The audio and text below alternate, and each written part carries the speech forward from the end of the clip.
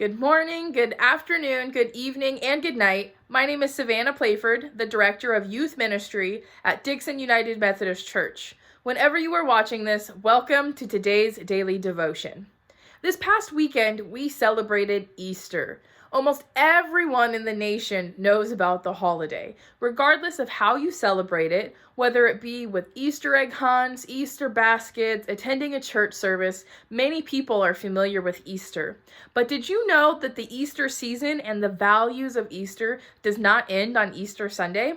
The celebration and recognition of Christ giving his life for us, then coming back, should be a symbolic thing for believers all the time. As I mentioned before, sometimes people get Easter basket on that fun Sunday morning. Picture it with me. A colorful Easter basket lined with the green paper grass with a big Easter bunny in the middle, surrounded by smaller Easter eggs and smaller candy. Let's talk about that big, sweet Easter bunny that is in the middle. I remember when I was a kid, I got one of those Easter bunnies and I took a big bite out of one of the ears. I closed my eyes and just let the milky chocolate and the great sweetness melt away in my mouth. Then I looked down just to see that the inside of the bunny was hollow. Disappointment is an understatement, but that's kind of how life can be for us humans, right? We hold on to the sweetness and the pleasures of life, but if we look at ourselves and we look inward, are we hollow? Is our life filled with meaningless things? Or is our life filled with something great inside?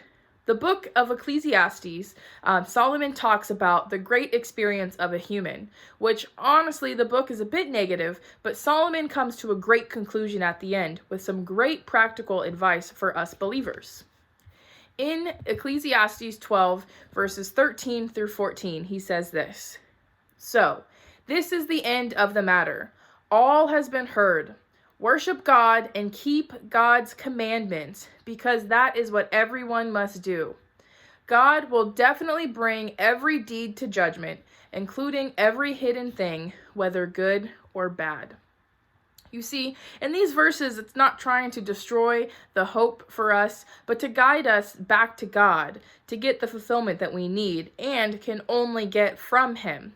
And then we take that fulfillment and happiness that we get from God and share it with others. No matter how difficult things can be before us, we must work and do things for God. We need to put God first and spend our lives giving to God freely, because God will give us the sweet Easter bunny whenever we ask for it. So I encourage you this week to reflect on some of the things in your own life. Look inward and look at your life to see if it's filled with meaningless or filled with joy. Look at yourself and also spend some time savoring the last few pieces of your Easter candy.